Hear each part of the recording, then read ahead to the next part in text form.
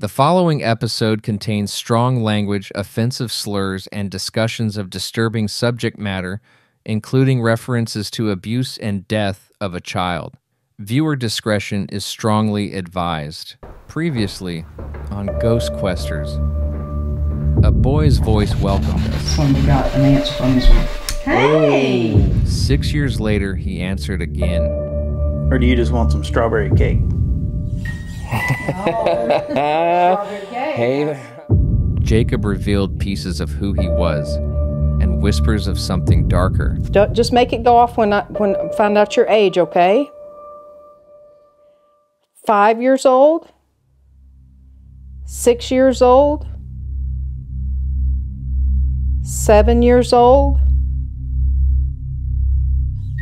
7? You were 7? Okay. And when one name was spoken, the atmosphere shifted.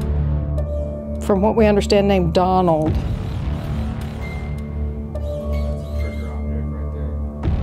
Are you scared of Donald? You are. When you were alive, did Donald hurt you?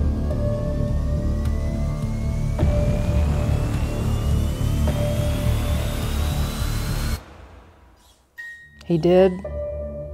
Okay. I'm sorry.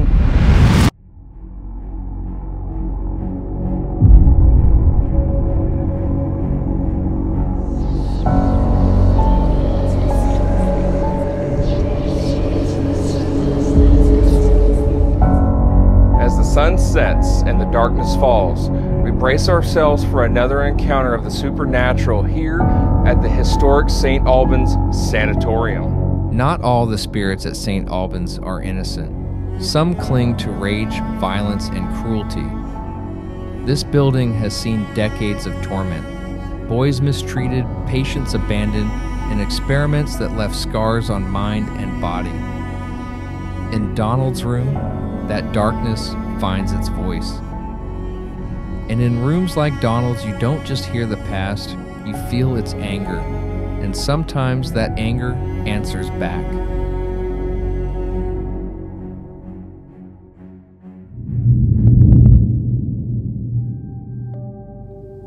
We're going to go over and talk to Donald in a minute. Is that okay?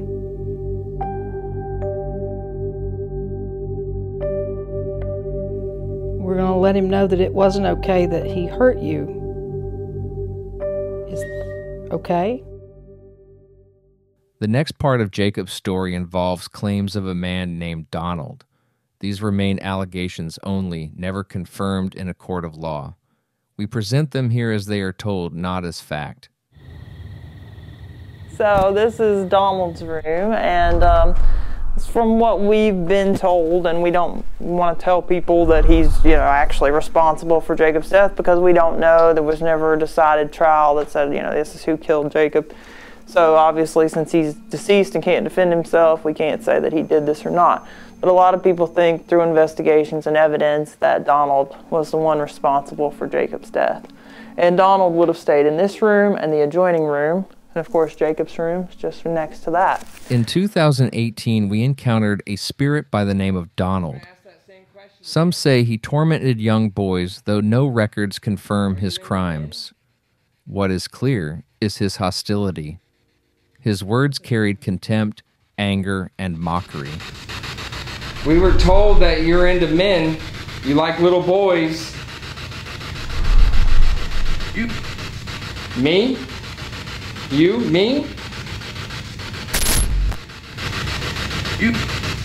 Me? You? Are you into Nick? The male's voice just came through and said, you. The first response was direct and unsettling. A single word, you. But the silence that followed left us wondering if Donald was mocking us or admitting to something darker. So we pressed further. I know I'm not supposed to taunt. No, don't taunt. But that's not okay. You're not supposed to do that.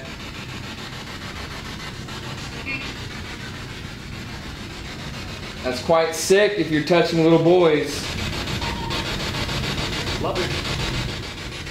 Did you hear that? Love it. No, you're not supposed to love it. That's quite sick if you're touching little boys. Love it. That's quite sick if you're touching little boys. Love it. When I called him out for what he may have done to Jacob, the reply was chilling. Love it. Not an apology, not denial, but pride. That raised only one question. Was he proud of everything he'd done? Are you proud of what you've done?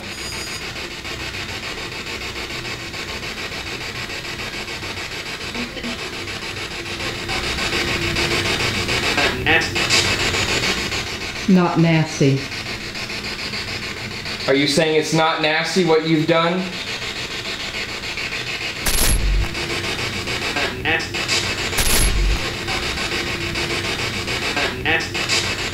What we heard next sounded like an excuse. Not nasty. A weak attempt to defend his actions, but Amy didn't let it stand.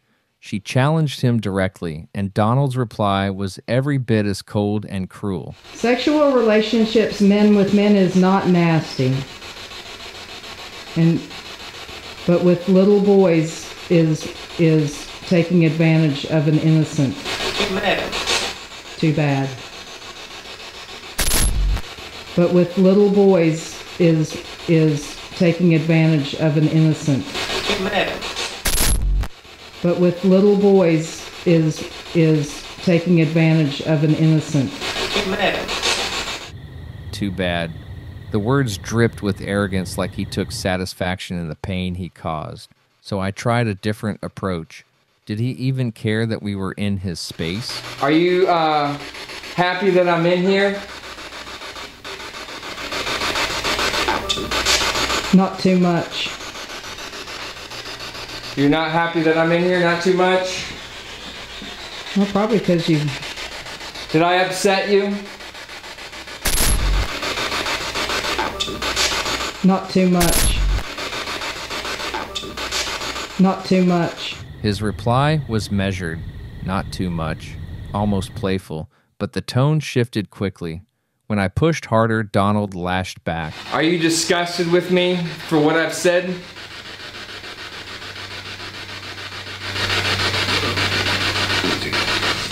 He just called me a p***.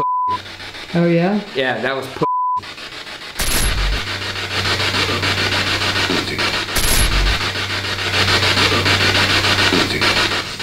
The venom in his words left no doubt.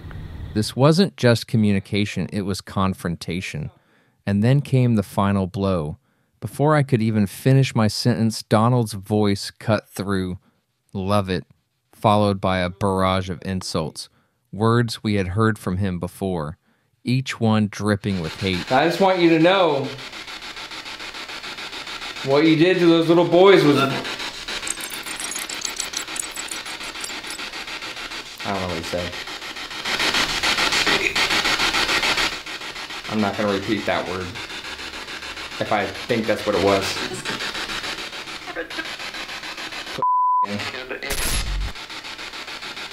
What you did to those little boys was... I don't know what he said. I'm not going to repeat that word. If I think that's what it was.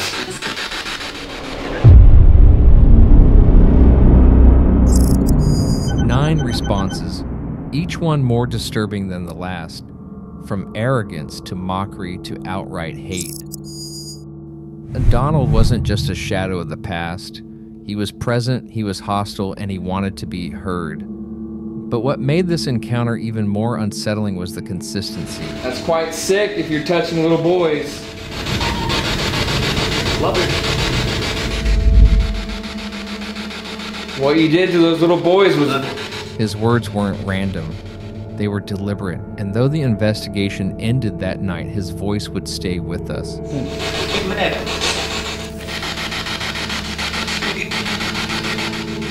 I'm not going to repeat that word. If I think that's what it was. 6 years later, we would return to this very room, and Donald would be waiting.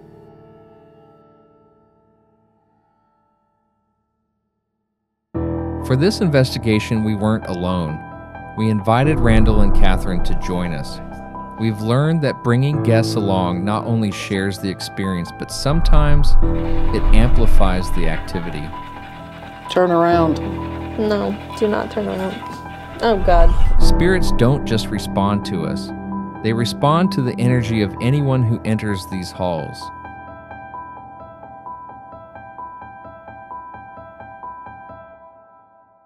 The response came quickly. First, a denial, but almost immediately after, a contradiction, 2 voices, 2 answers, one of them lying.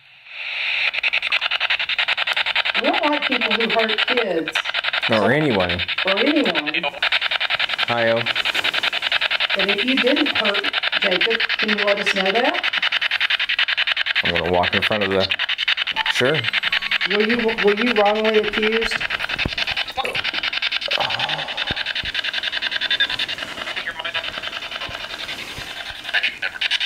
I never. You never did? So you were wrongly accused?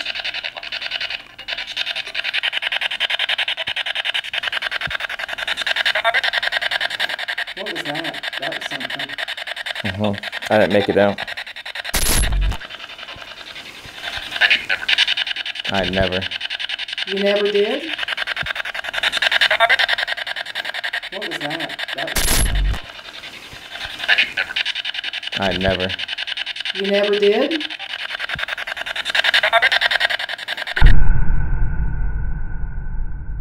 Amy then asked if Donald remembered what he said to me 6 years earlier. Last time you called Nick some bad names.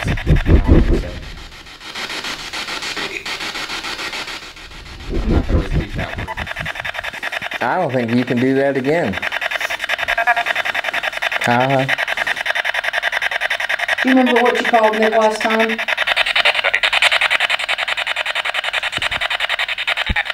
I don't know if it said it, but it said something. It sounded like it said it.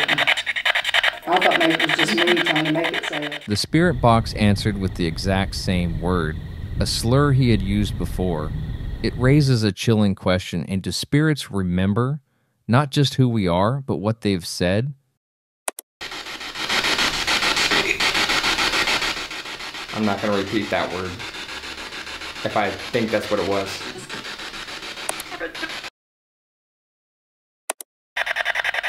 Do you remember what you called Nick last time?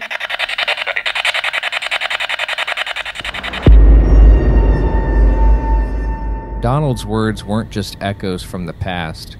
They carried forward as he remembered us. But his attention didn't stay on me for long.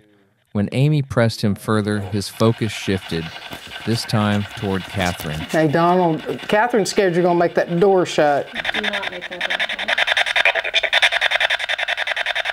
shut. It said something right there. I don't know what it was. Do not make that door shut.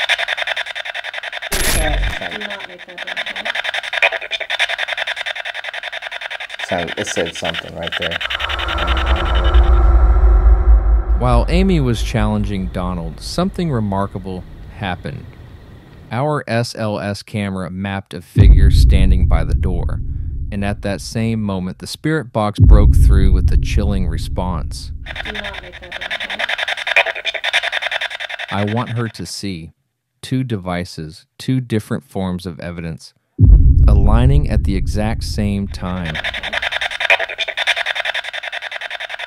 It said something. What's even more interesting is that the stick figure appeared to be reaching toward the door, as if trying to manipulate it or make its presence known directly to Catherine.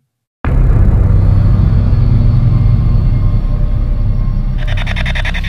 scared that you're going to slam the door? Oh, did you hear that? What did it say? It just said hide. Hide? It just went like this. Hide. Like that sinister hide. Yeah, I don't like this. Please don't. You scared that you're going to slam the door? Oh, did you hear that? You scared that you're going to slam the door? Oh, did you hear that? Catherine admitted she was ready to leave Donald's room, and the spirits seemed to agree. Multiple voices broke through the spirit box, each with the same message: leave, get out. At that point, the decision was clear. Donald's room had given us all it could, and it was time to move on. Would you like for us to leave?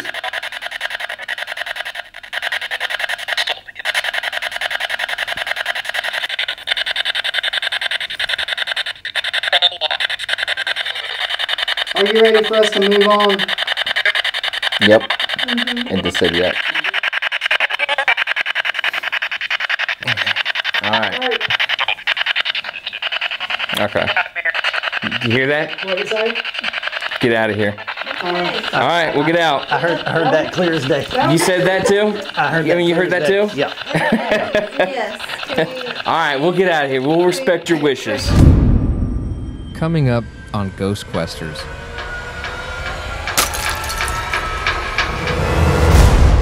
There's 4 people back there.